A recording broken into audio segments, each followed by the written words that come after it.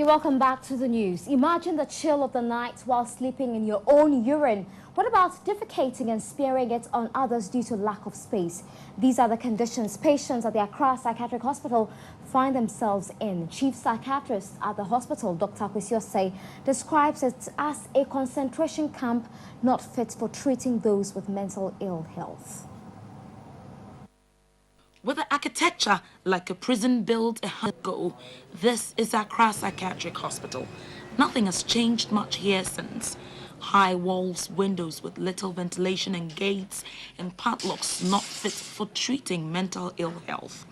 Mental health care in Ghana is free, yet, due to inadequate resources, patients are given a prospectus before being admitted. Soap, Dettol, Parazone are among the 18 items on the list. With this prospectus, patients have already paid 60 Ghana cedis for a supposed free mental health service. From the OPD for special cases, this is where you end up, in the sun with no shelter and no beds. 256 patients to 26 beds and only 2 nurses. The lucky ones, according to Dr. Kwesiosei, sleep here, which can pass for a hen coop. For the more violent patients, this is where they are kept. They sleep on mats because our bed capacity is 49 and then the patients are 125. So normally they sleep in pairs. And then those who don't find places to sleep, they have to be upstanding. And then after they realize that others have finished sleeping or maybe they are feeling sleepy, they can wake somebody up. Oh, it's enough, you finished sleeping, let me also come and sleep.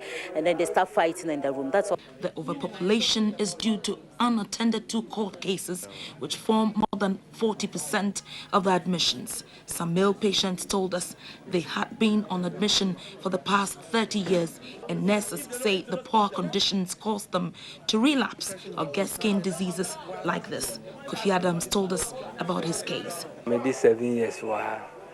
I have been here for 7 years. It was as a result of a little quarrel between I and my landlord's son, compelling the court to bring me here. At one female ward, the situation was not too different. 110 patients to 25 beds and 3 nurses. At the children's ward, the situation is moving.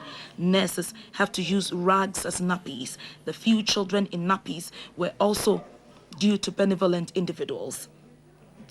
All the children were either dumped in front of the hospital or were brought by the social welfare department. According to Dr. Osei, all patients in the children's unit do not pass for psychiatric cases. Some have cerebral palsy, while others have Down syndrome, or others have been simply neglected. We then decided to visit the hospital at night. At the special unit for the men, patients who could not stand the heat spend the night on mats or the bare floor, exposed to mosquitoes, fog and rain. To save themselves the hardships of the weather, others preferred to be here, sweating, heat rushes. In this place is the urinal and toilet, and patients even sleep there. One patient's elbow was in urine while he slept, and another urinated close by. To stop the urine flowing where he was sleeping, he picked up a broom to sweep it away. This is what one visitor from outside the country described as Victorian-era concentration camp. If we as a nation can look at this and will not feel guilty, then we don't have any conscience.